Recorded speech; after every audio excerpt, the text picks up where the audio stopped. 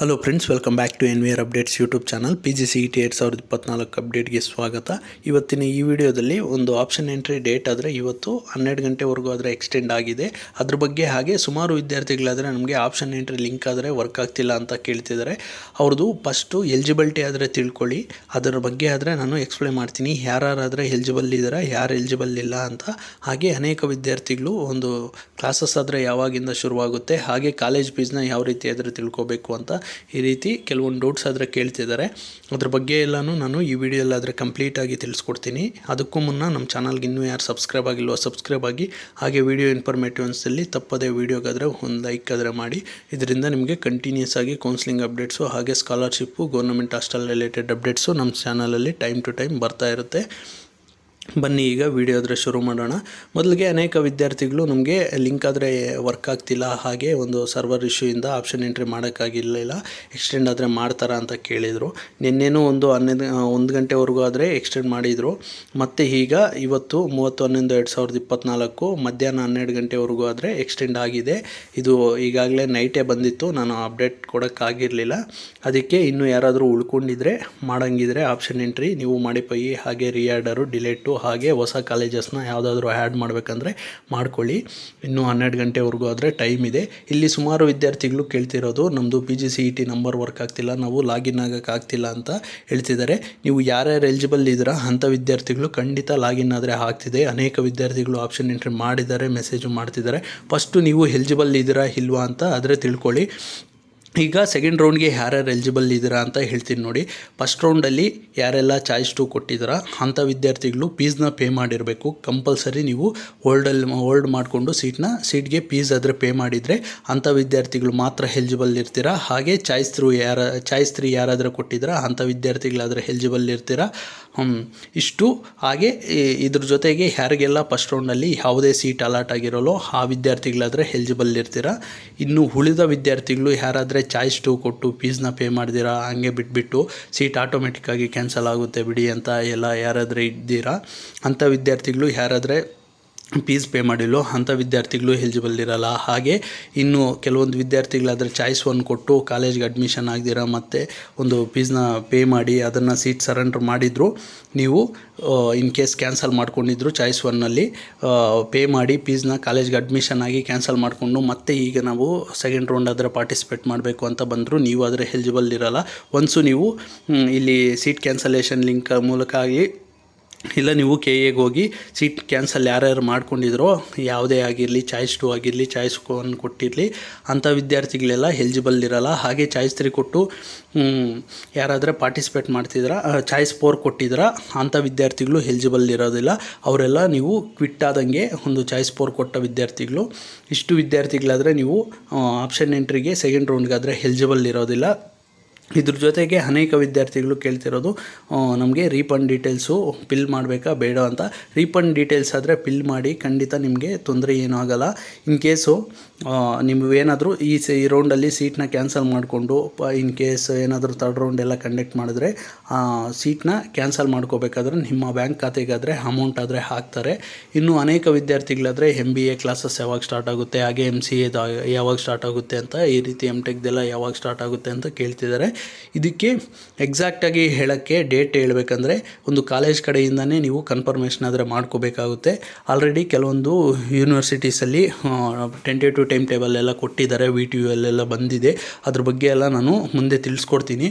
ಆದರೆ ಒಂದು academic calendar of events ಆದರೆ ತಿಳಿಸ್ಕೊಡ್ಬೋದು ಅಷ್ಟೇ. College exact date around December ಎಂಡ್ಗಾದರೆ ಇರುತ್ತೆ. ನೀವು ಎಕ್ಸಾಕ್ಟ್ ಡೇಟ್ ಬೇಕಂದರೆ ನೀವು ಅಡ್ಮಿಷನ್ ಆಗಿರೋ ಕಾಲೇಜಲ್ಲೇ ಒಮ್ಮೆ ಕೇಳಿದ್ರೆ ಅವರೇ ಇನ್ಫಾರ್ಮ್ ಮಾಡ್ತಾರೆ. ಹಾಗೆ ಕಾಲೇಜ್ ಫೀಸ್ನ ಯಾವ ರೀತಿ ಆದರೆ ತಿಳ್ಕೊಬೇಕು ಅಂತ ಕೇಳ್ತಿದ್ದಾರೆ. ಅದನ್ನು ನನ್ನ ಕೇಳ್ತಿದ್ದಾರೆ, ಈ ಕಾಲೇಜ್ ಫೀಸ್ ಎಷ್ಟಿರುತ್ತೆ ಅಂತ. KA ಫೀಸ್ ಆದರೆ ಹೇಳ್ಬೋದು, ಆದರೆ ಕಾಲೇಜ್ ಫೀಸ್ನ ನಾವು ಹೇಳೋಕ್ಕೆ ಬರೋದಿಲ್ಲ.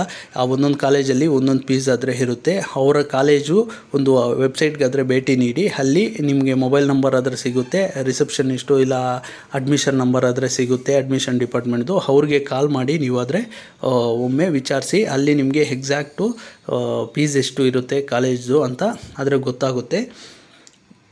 ಇನ್ನು ಸುಮಾರು ವಿದ್ಯಾರ್ಥಿಗಳಾದರೆ ನಮ್ಮ ಕ್ಯಾಟಗಿರಿಗೆ ಅದರ ಸೀಟ್ಸ್ ಇಲ್ವಲ್ಲ, ಆ ಸೀಟ್ನ ಮತ್ತೆ ಪಡ್ಕೋಬೇಕಂದ್ರೆ ನಾವು ಜನರಲ್ ಮೆರಿಟಲ್ಲೇ ಕಾಂಪೀಟ್ ಮಾಡ್ತಿದ್ರಲ್ಲ, ನಮಗೆ ಆ ಸೀಟ್ ಆದರೆ ಸಿಗುತ್ತಾ ಅಂತ ಕೇಳ್ತಿದ್ದಾರೆ. ಖಂಡಿತ ಅಲ್ಲಿ ಅವೈಲೇಬಿಲಿಟಿ ಆಫ್ ಸೀಟ್ಸ್ ಇದ್ದರೆ ನಿಮಗೆ, ನೀವು ಯಾವುದೇ ಕ್ಯಾಟಗಿರಿ ಆಗಿರಲಿ ಜನರಲ್ ಮೆರಿಟಲ್ಲಿ ನಿಮ್ಮ cut off ranking near by ಇದ್ದರೆ ಆ ರ್ಯಾಂಕಿಂಗ್ಗೆ ಖಂಡಿತ ನಿಮಗೆ ಆ ಕಾಲೇಜಲ್ಲಿ ಸೀಟ್ ಆದರೆ ಸಿಗುತ್ತೆ. ನಿಮ್ಮ ಕ್ಯಾಟಗಿರಿಯಲ್ಲಿ ಸೀಟ್ಸ್ ಇರಲೇಬೇಕು ಅಂತ ಏನಿಲ್ಲ, ನಿಮಗೆ ಖಂಡಿತ ಆದರೆ ಸಿಗುತ್ತೆ. ಇದ್ರ ಬಗ್ಗೆ ಆದರೆ ನೀವು ವರಿ ಆಗೋ ಅಗತ್ಯವಿಲ್ಲ. ಹಾಗೆ ಸುಮಾರು ವಿದ್ಯಾರ್ಥಿಗಳು ಸೆಕೆಂಡ್ ರೌಂಡ್ ಕಟ್ ಆಫ್ ಯಾವಾಗ ಬರುತ್ತೆ ಅಂತ ಕೇಳಿದ್ದಾರೆ. ನಾನು ಹಿಂದಿನ ವೀಡಿಯೋಸಲ್ಲೂ ತಿಳಿಸ್ತಾ ಬಂದಿದ್ದೀನಿ. ನಮ್ಮ ಚಾನಲ್ಗೆ ರೆಗ್ಯುಲರ್ ವ್ಯೂವರ್ಸ್ ಆಗಿದ್ದರೆ ಈ ಎಲ್ಲ ಡೌಟ್ಸು ನಿಮ್ಮಲ್ಲಿ ಬರೋದಿಲ್ಲ, ಆಲ್ಮೋಸ್ಟು ನಿಮಗಾದರೆ ಗೊತ್ತಿರುತ್ತೆ. ಇಲ್ಲಿ ಅನೇಕ ವಿದ್ಯಾರ್ಥಿಗಳು ಕೇಳ್ತಾನೆ ಬಂದಿದ್ದಾರೆ, ಫಸ್ಟ್ ರೌಂಡು ಹೇಗೆ ನಿಮಗೆ ರಿಸಲ್ಟ್ ಬಂದ ನಂತರ ನಿಮಗೆ ಸೆಕೆಂಡ್ ರೌಂಡ್ ಇದು ಕಟ್ ಆಫ್ ಸಿಕ್ತು, ಅದೇ ರೀತಿ ಸೆಕೆಂಡ್ ರೌಂಡ್ದು ನಿಮಗೆ ಅಟ್ಲೀಸ್ಟ್ ಪ್ರಾವಿಷನಲ್ ರಿಸಲ್ಟ್ಸ್ ಬಂದ ಮೇಲೆ ಪ್ರಾವಿಷನಲ್ ಕಟ್ ಆಫು, ಹಾಗೆ ಸೆಕೆಂಡ್ ರೌಂಡ್ ಬಂದಾಗ ಸೆಕೆಂಡ್ ರೌಂಡ್ ಕಟ್ ಆಫ್ ಆದರೆ ಸಿಗುತ್ತೆ. ಹಾಗೆ ಇಲ್ಲಿ ಅನೇಕ ವಿದ್ಯಾರ್ಥಿಗಳು ನಮಗೆ ಪ್ರೀವಿಯಸ್ ಆಗಿ ಮಾಕ್ ಅಲಾಟ್ಮೆಂಟ್ ರಿಸಲ್ಟ್ಸು ಬಂದ ನಂತರ ನಮಗೆ ಸೀಟ್ಸ್ನ ಆ್ಯಡ್ ಮಾಡೋಕ್ಕೆ, ಒಂದು ರೀಆರ್ಡರ್ ಮಾಡ್ಕೊಳ್ಳೋಕ್ಕೆ, ಮಾಡಿಫೈ ಮಾಡ್ಕೊಳ್ಳೋಕ್ಕೆ ಅವಕಾಶ ಇತ್ತಲ್ವ, ಈಗ ಮತ್ತೆ ಸಿಗುತ್ತಾ ಅಂತ ಕೇಳ್ತಿದ್ದಾರೆ. ನಿಮಗೆ ಸೆಕೆಂಡ್ ರೌಂಡಲ್ಲಿ ಯಾವುದೇ ರೀತಿ ರಿಸಲ್ಟ್ಸ್ ಬಂದ ಮೇಲೆ ಮಾಡಿಫೈ ಮಾಡ್ಕೊಳ್ಳೋಕ್ಕೆಲ್ಲ ನಿಮಗೆ ಆಪ್ಷನ್ ಆದರೆ ಇರೋದಿಲ್ಲ. ಅದರಿಂದ ನೀವು ಮುಂಚೆನೇ ಏನಾದರೂ ಡಿಸೈಡ್ ಮಾಡಿದ್ರೋ ಆ ಕಾಲೇಜಸ್ನೆಲ್ಲ ಎಷ್ಟು ಬೇಕಾದರೂ ನೀವು ಆ್ಯಡ್ ಮಾಡ್ಬೋದು. ಅನ್ಲಿಮಿಟೆಡ್ ನಂಬರ್ ಆಫ್ ಕಾಲೇಜಸ್ನ ನೀವು ಆ್ಯಡ್ ಮಾಡ್ಕೋಬೋದು. ಅದರಿಂದ ನಿಮಗೆ ಯಾವುದೇ ರೀತಿ ತೊಂದರೆ ಆಗೋಲ್ಲ. ನೀವು ಮೋರ್ ನಂಬರ್ ಆಫ್ ಕಾಲೇಜಸ್ನ ಆ್ಯಡ್ ಮಾಡೋದ್ರಿಂದ ನಿಮಗೆ ಯಾವುದೋ ಒಂದು ಸೀಟ್ ಆದರೆ ಅಲಾಟ್ ಆಗೋ ಚಾನ್ಸಸ್ ಆದರೆ ಇರುತ್ತೆ ಈ ರೌಂಡಲ್ಲಿ. ಇಲ್ಲಾಂದರೆ ನೀವು ನೆಕ್ಸ್ಟ್ ಇನ್ ಕೇಸ್ ಇನ್ನೊಂದು ರೌಂಡು ಕಂಡಕ್ಟ್ ಮಾಡಲಿಲ್ಲ ಅಂದರೆ ಆಲ್ಮೋಸ್ಟ್ ಮಾಡೋದಿಲ್ಲ, ಏನಾದರೂ ಸೀಟ್ಸ್ ಉಳಿದ್ರು ಅಲ್ಲಿ ನಿಮಗೆ ಕಡಿಮೆ ಸೀಟ್ಸ್ ಆದರೆ ಅವೈಲೇಬಲ್ ಇದ್ದರೂ ಅಷ್ಟೇ. ಅದರಿಂದ ನೀವು ಈ ರೌಂಡಲ್ಲಾದರೆ ಪಾರ್ಟಿಸಿಪೇಟ್ ಮಾಡ್ತಿದ್ದೀರಾ ಅಂದರೆ ಫಸ್ಟು ಡಿಸೈಡ್ ಆಗಿ ನಾನು ಗೌರ್ಮೆಂಟ್ ಕೋಟಾದಲ್ಲಿ ಯಾವುದಾದ್ರೂ ಕಾಲೇಜ್ಗೆ ಅಡ್ಮಿಷನ್ ತಗೋತೀನಿ ಅನ್ನೋ ಆಗಿದ್ದರೆ ತಗೊಳ್ಳಿ. ಇಲ್ಲ ನನಗೆ ಒಳ್ಳೆ ಕಾಲೇಜೇ ಬೇಕು, ಬೆಟರ್ ಕಾಲೇಜೇ ಬೇಕು ಅಂತ ನಿಮ್ಮ ರ್ಯಾಂಕ್ ಸಪೋರ್ಟ್ ಮಾಡಲಿಲ್ಲ ಅಂದರೆ ನಿಮಗೆ ಎಲ್ಲಿ ಒಳ್ಳೆ ಕಾಲೇಜ್ ಸಿಗುತ್ತೆ, ಇಲ್ಲಿ ಪ್ಲೇಸ್ಮೆಂಟ್ಸ್ ಇರೋ ಕಾಲೇಜು ಟಾಪ್ ಕಾಲೇಜೇ ಬೇಕು ಅಂದರೆ ಹಾಗಲ್ಲ, ನೀವು ಮ್ಯಾನೇಜ್ಮೆಂಟ್ಗಾದರೆ ಹೋಗಬೇಕಾಗುತ್ತೆ. ನಾನು ಕೋರ್ಸ್ ಕಂಪ್ಲೀಟ್ ಮಾಡಿಕೊಂಡು ಗೌರ್ಮೆಂಟ್ ಕೋಟಾದಲ್ಲಿ ಫೀಸ್ ಕಡಿಮೆ ಇದ್ದು ಸ್ಕಾಲರ್ಶಿಪ್ ಎಲ್ಲ ಪಡ್ಕೊಂಡು ಕೋರ್ಸ್ ಕಂಪ್ಲೀಟ್ ಮಾಡಿಕೊಂಡು ಮತ್ತೆ ಆಚೆ ಆದರೆ ನಾನು ಪ್ಲೇಸ್ಮೆಂಟ್ ಎಲ್ಲ ಟ್ರೈ ಮಾಡ್ಕೋತೀನಿ, ನಾನು ಗೌರ್ಮೆಂಟ್ ಕೋಟಾದಲ್ಲಿ ಹೋಗ್ತೀನಿ ಅಂತ ಅನ್ನೋ ವಿದ್ಯಾರ್ಥಿಗಳಾದರೆ ನೀವು ಈಗ ಕೌನ್ಸ್ಲಿಂಗ್ ಆದರೆ ಪಾರ್ಟಿಸಿಪೇಟ್ ಮಾಡಿ.